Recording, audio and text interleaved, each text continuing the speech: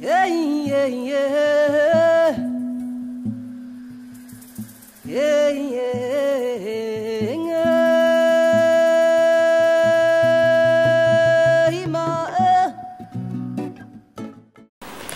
Je suis Khalidou Kassé, je suis artiste plasticien et j'ai fait ma formation aux manufactures sénégalaises des arts décoratifs de Thiès, donc spécialisé en lisse, basse lisse, cartonnage, plasticien. Et depuis lors, j'ai ouvert une école d'art intitulée Tagat, École des arts visuels Tagat. Tagat qui veut dire en Wolof, former l'enfant, préparer l'enfant à prendre son devenir en main. J'ai aussi ouvert la première galerie privée du Sénégal, tenue par des artistes, en 1993 à Dakar, notamment au point intitulé la Galerie des artistes réunis. Et cette galerie, plus tard, est devenue les Ateliers du Sahel, que je coordonne actuellement, où se trouve aussi mon atelier.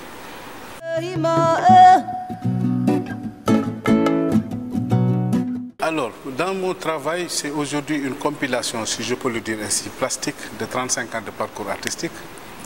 De 35 ans de parcours, c'est parce que quand j'ai démarré dans les arts plastiques, ma formation notamment aux manufactures, j'ai eu à faire beaucoup de recherches sur le plan graphique, notamment sur l'encre de Chine. J'ai eu à faire beaucoup de travaux sur papier canson, sur carton. J'ai eu à travailler sur beaucoup de fusains, notamment parce que j'étais presque plus dans l'encre de Chine.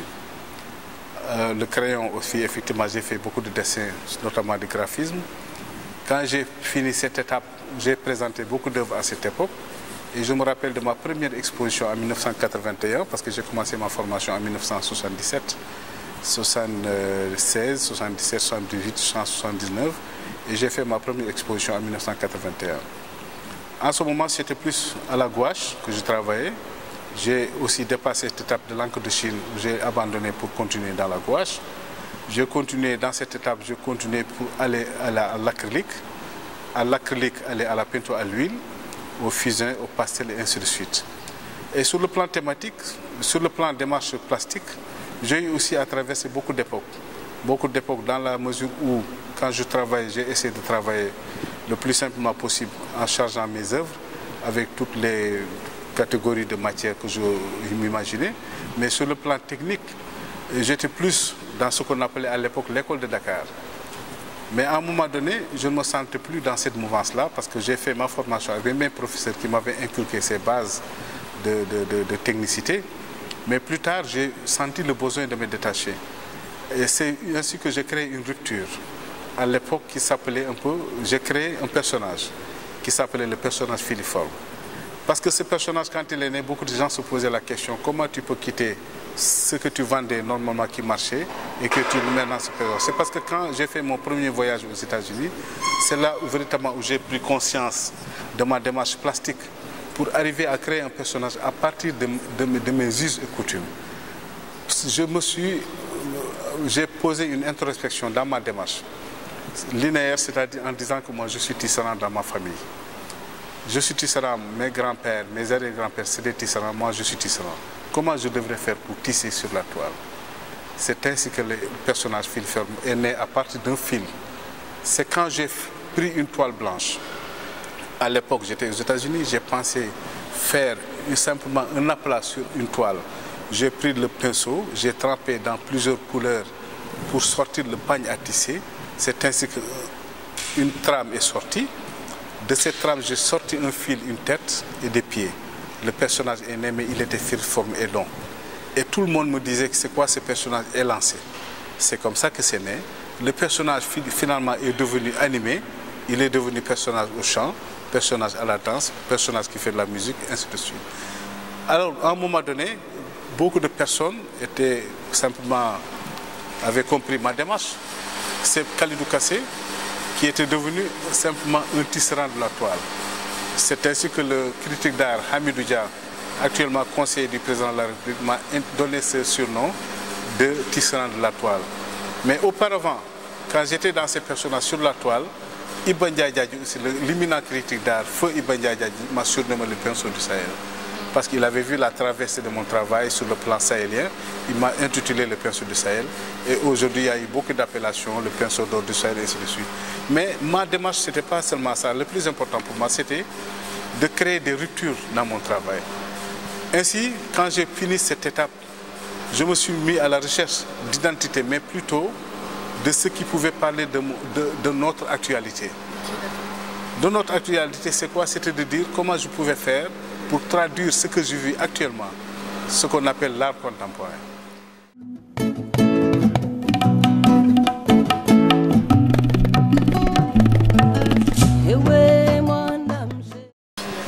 Mais pour le définir, c'est simple, parce qu'on dit l'art contemporain africain. Moi, je pense que ça ne me dérange pas, parce qu'il y a beaucoup d'artistes qui ont renié cette appellation d'Africain. Moi, je ne le renie pas. Je suis un artiste africain contemporain qui vit ses us et ses coutumes, qui vit ses traditions et qui essaie de les traduire plastiquement sur la toile. Et sur le plan esthétique, je pense que ce qu'on a de plus important et de plus commun, c'est de dire ce que nous sommes, mais en le disant avec nos pinceaux et nos manières de le dire. C'est le plus important. Moi, je dis que je crée une rupture et je n'ai pas besoin de me référer sur l'Occident pour exister. L'Occident m'a donné la toile, m'a donné le pinceau, m'a donné la palette, m'a donné le chevalet. C'est largement suffisant. Mais ce qui est dans mon intérieur, mon être, l'Occident ne peut pas me le donner. C'est ce que je ressens au plus profond de moi-même. C'est de quoi? C'est de le traduire par rapport à ce que je vis actuellement à mon environnement et de prendre en compte tout ce que j'ai autour de moi.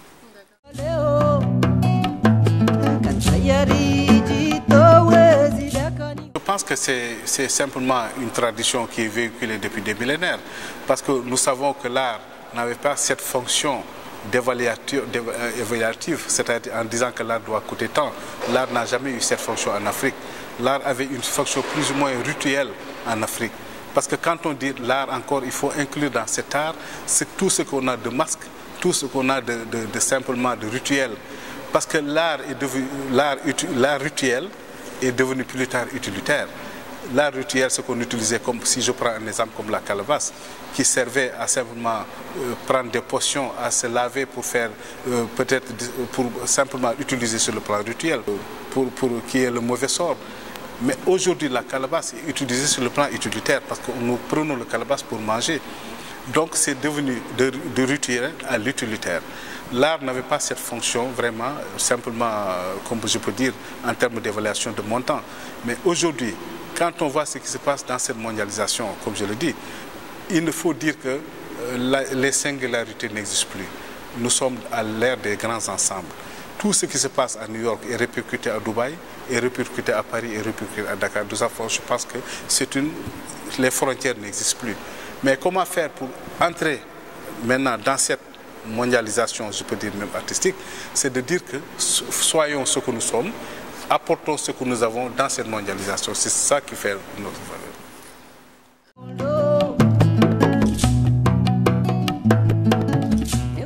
Mais je pense qu'il nous faut quand même des espaces d'évaluation. Et cela aussi nous manque énormément ici en Afrique. Nous n'avons pas encore, nous sommes encore des États jeunes parce que ça fait 50 ans que nous existons. Il y a dans les indépendances où le président Senghor, dans les années 60, nous disait qu'il voulait un art nouveau pour une nation nouvelle. Un art nouveau, c'était de reconstruire une nouvelle identité esthétique et plastique par rapport aux artistes qui venaient de sortir de l'école des Beaux-Arts, comme Pape Ibra Tall, comme Iba Ndiaye. Senghor a inculqué ces valeurs en nous disant qu'il voulait un art nouveau pour une nation nouvelle, mais une esthétique négro-africaine. Et c'est ça qui a amené aujourd'hui ce qu'on appelle le parallélisme asymétrique. Quand vous allez à la foire de Dakar, vous avez cette architecture soudano-sahélienne qui rappelle les cases. C'est parce que Senghor a voulu inculquer une nouvelle identité à l'art plastique. Effectivement, parce que quand les Pierre Lors, les Pierre Klein étaient là pour enseigner à l'école des Beaux-Arts ou d'autres simplement coopérer en français, ils nous amenaient ce qu'ils savaient. Mais entre-temps, nos artistes ont grandi, ont pris de l'âge, ont pris de la maturité. Il est important que ces artistes-là puissent être enseignés pour que cette jeune génération puisse comprendre que l'Afrique aussi est un grenier et a beaucoup de valeur aussi.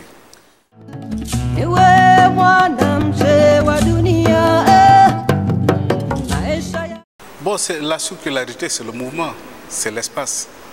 Le soleil est circulaire, la lune est circulaire, le monde est circulaire. je pense que je suis dans la mouvance de la circularité. C'est ce qui m'amène à dire que j'ai un mouvement esthétique parce que je bouge dans ma peinture. J'ai envie de bouger, je ne veux pas rester quelqu'un de statique. Dans ma peinture, d'ailleurs ces 35 ans le prouvent, parce que c'est une longue traversée de beaucoup de choses. J'ai travaillé sur beaucoup de thèmes comme la fracture numérique, la solidarité numérique. Quand on parle de ce tableau-là qui fait face à moi, qui parle un peu de COP21 aujourd'hui, c'est des thèmes que j'ai traités il y a peut-être 3 ans de cela, que j'ai présentés à l'UNESCO à Paris, à travers une exposition et tant d'autres expos que j'ai fait. Aujourd'hui, je me rends compte qu'ils sont en train de suivre. Quand je parle aujourd'hui de l'obscurité vers la lumière, c'est ce mouvement de force qui sort le personnage de l'obscurité. Et ça demande une forte puissance, ça demande de la matière. C'est pour cela que j'allie la matière et en même temps, j'essaie de simplifier cette matière en la plaçant, en la mettant en situation.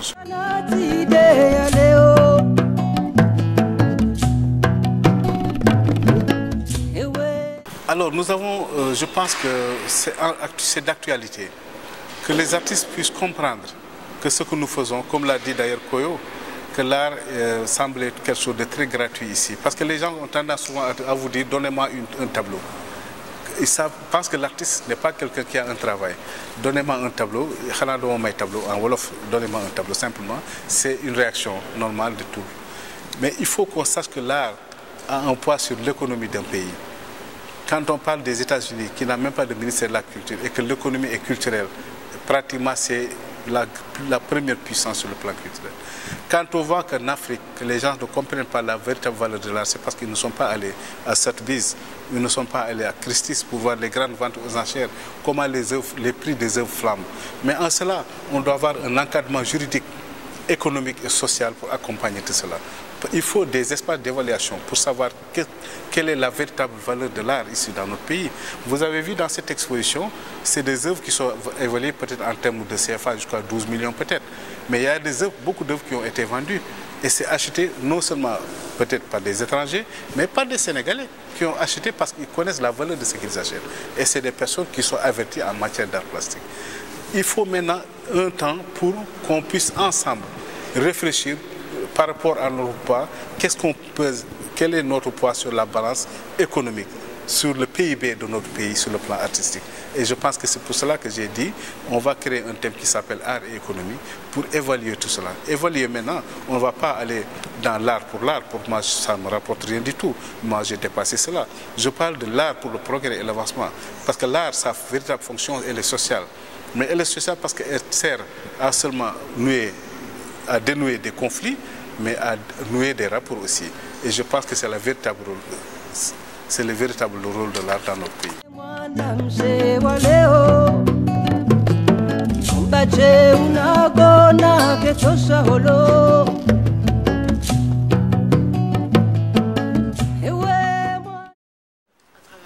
Mes engagements politiques, c'est de dire que ma mission aujourd'hui dans le domaine de ce que je fais, c'est de voir comment ma création peut éradiquer la pauvreté, comment ma production peut éradiquer, c'est-à-dire le manque d'énergie, peut participer à peut participer à améliorer les conditions de vie des populations en termes d'eau potable, comment ma production, mon travail peut contribuer à sensibiliser les jeunes filles pour qu'elles aillent à l'école.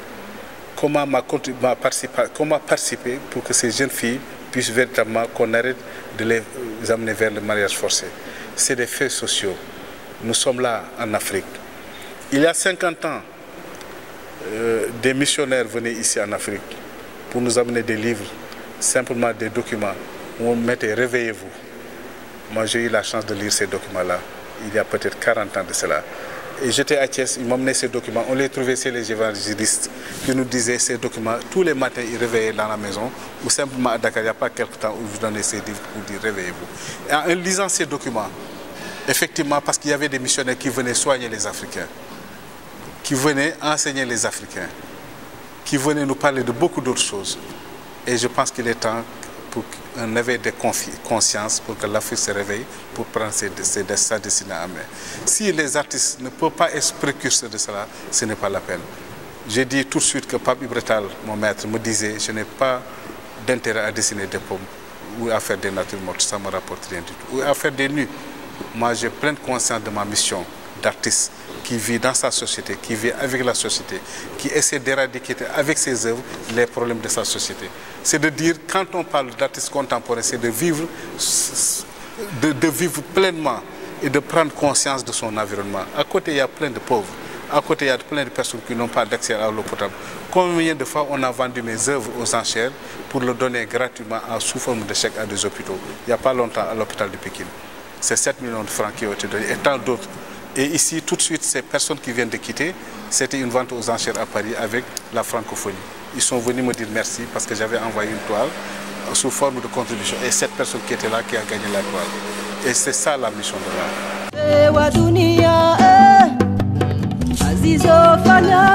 Bien sûr, parce qu'aujourd'hui, comme je le disais tantôt, nous sommes ce qu'on appelle dans une civilisation de presse-bouton. Une civilisation de presse-bouton, il suffit d'appuyer sur un bouton, on a le monde entier. On peut rentrer à CNN, on peut rentrer à RFI, parce qu'on vous dit hashtag, vous avez tel élément pour avoir l'information que vous voulez. Ça, c'est une forme de mondialisation. Mais si l'Afrique ne prend garde, il sera simplement sous le rouleau compresseur pour disparaître définitivement. Et cela, nous devrons prendre conscience de nos us et coutumes pour comprendre ce que nous sommes et ce que nous devons poser sur la balance. Nous avons nos us et coutumes. Quand vous allez voir l'art chinois, vous comprenez que ça c'est la Chine. Mais pourquoi renier notre identité pour aller nous asseoir, comme on le dit, laisser notre canarie pour aller nous asseoir sur notre canarie? Je pense qu'il est important que l'Afrique puisse prendre conscience de ses valeurs. Et ces valeurs-là, essayer de le montrer, de le faire un peu dans cette calebasse de la mondialisation. C'est de dire ce que nous sommes, mais partir avec nous sommes pour défendre nos identités, mais tout en respectant les autres. C'est cette diversité, c'est-à-dire cette multiplicité de diversité, ce qu'on appelle la diversité culturelle. Chacun a ses us et coutumes, mais au banquet des nations, chacun présente ce qu'il a pour qu'on puisse échanger et prendre ce qu'il y a d'essentiel et de le faire ressortir.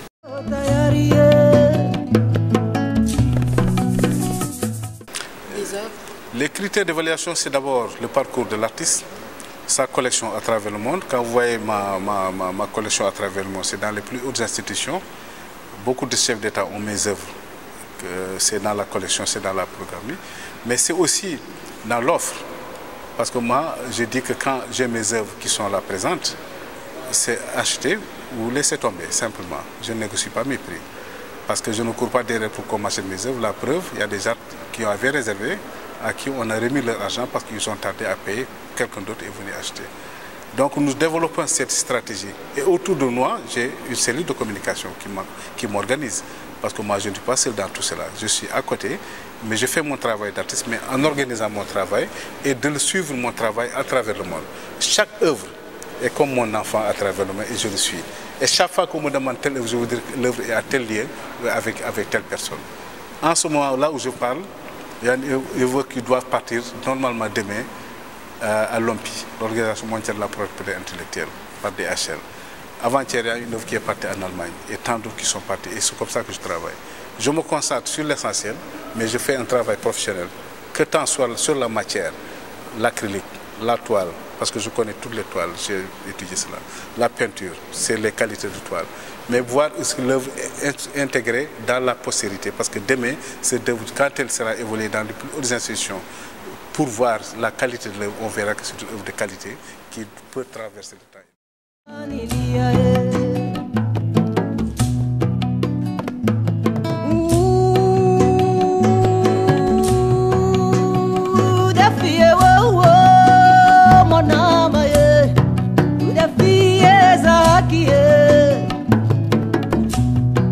Ako Johuanilia